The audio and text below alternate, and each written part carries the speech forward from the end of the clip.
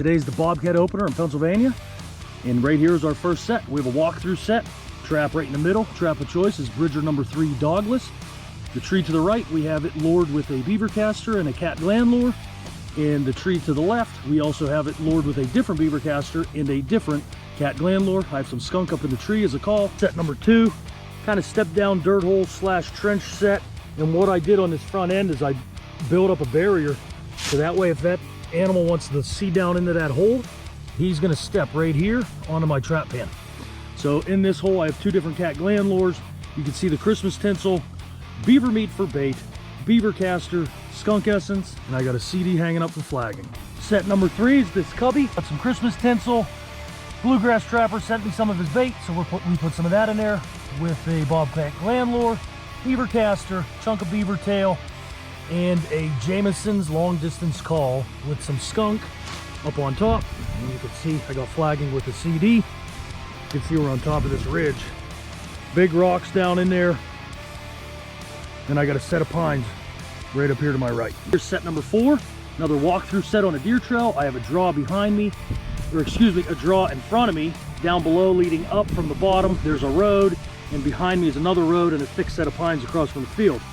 What I have is on the rock, I have a beaver caster, a bobcat gland lure, and some skunk.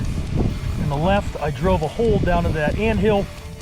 I have beaver caster, bobcat gland lure, and bobcat urine. And right there's my flagging. Here's set number 5. In that cubby, I have some tinsel, beaver meat, gland lure, beaver caster. There's a nice cat track right there. He's working his way up this road.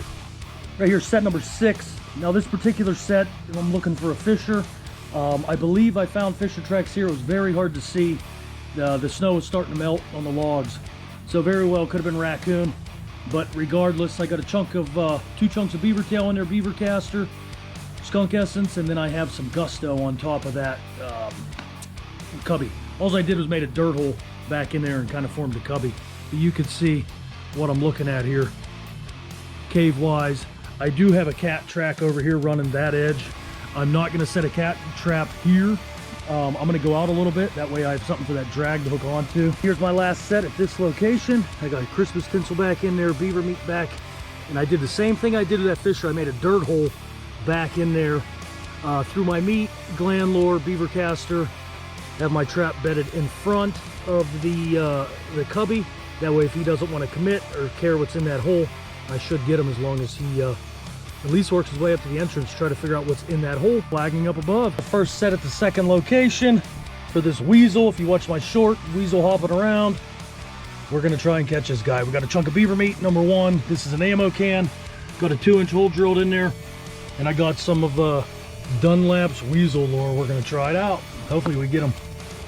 Right here's our next set. You can see we're on this ledge looking down over. This makeshift walkthrough / rub set. My lures are right there on that rock. Got my flagging. Pan's the only place he could step. So this is the last trap I'm going to set for the day. I appreciate you watching, and catch you tomorrow for the check.